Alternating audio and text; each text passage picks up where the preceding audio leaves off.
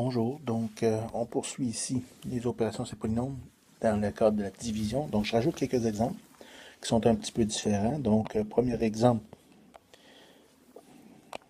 donc si j'ai 5x2 moins 18x plus 10 que je divise par x moins 3.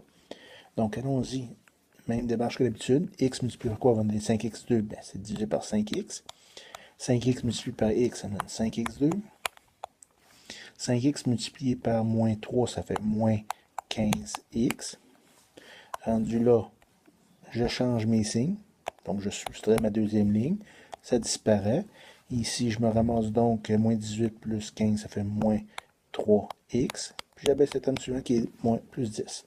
Donc, si je continue ici, x multiplié par quoi? On va me donner moins 3x. Ben, c'est multiplié par moins 3. Moins 3 multiplié par x, ça donne moins 3x. Moins 3 multiplié par moins 3, ça me donne plus 9. Donc, encore comme tantôt, je change mes signes, ça devient plus, ça devient moins. Ça disparaît. Ici, il va me rester 1. Donc, dans ce cas-ci, j'ai un reste. Donc, comment je vais réécrire ça?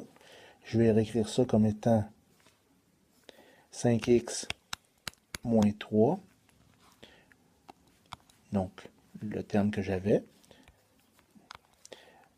Plus 1 sur le diviseur, x moins 3. Tout simplement, comme on faisait tantôt quand on faisait le 10 divisé par 3, il va me rester quelque chose, donc je l'écris sous cette forme-là. C'est tout. Voilà le premier exemple. Deuxième exemple qui est différent également, qui a un petit piège dedans, x3 moins x plus 1, tout ça divisé par x plus 2. Donc x multiplié par quoi va me donner x à la 3. Donc, x à la 2. X à la 2 multiplié par x, ça donne x à la 3. Là, il ne faut pas que j'oublie le deuxième terme.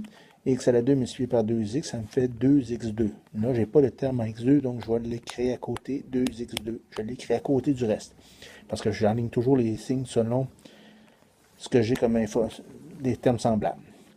Donc ici, je change les signes. Je fais une soustraction. Ça disparaît. Qu'est-ce qui me reste? Je vais ramener à l'avant mon terme en x2, je vais les mettre en ordre. Donc, moins 2x2, moins x plus 1. J'abaisse mes termes suivants. Donc, encore là, ici, je vais me poser la même question que je fais depuis le début. X multiplié par quoi va me donner moins 2x2?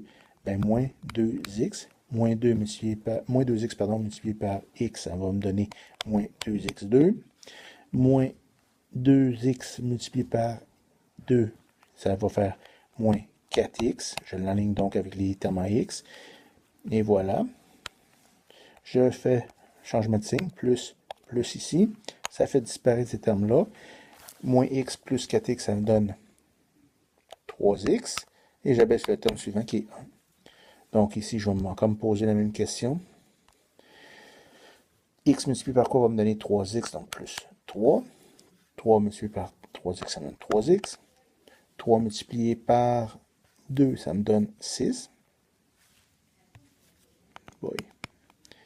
Je change mes signes comme d'habitude. Moins, moins, ici ça disparaît. Il va me rester moins 5. Donc, encore là, j'ai un terme avec un reste. Donc, il y avait deux particularités à ça. Le reste, donc il faut que je sache comment le réécrire. Donc, on va le réécrire comme étant x au carré moins 2x plus 3 plus moins 5 sur x plus 2. Mais voilà. Donc, le piège ici, c'était principalement c'est l'apparition du terme ici en x2 que je n'avais pas dans l'autre cas. Mais voilà.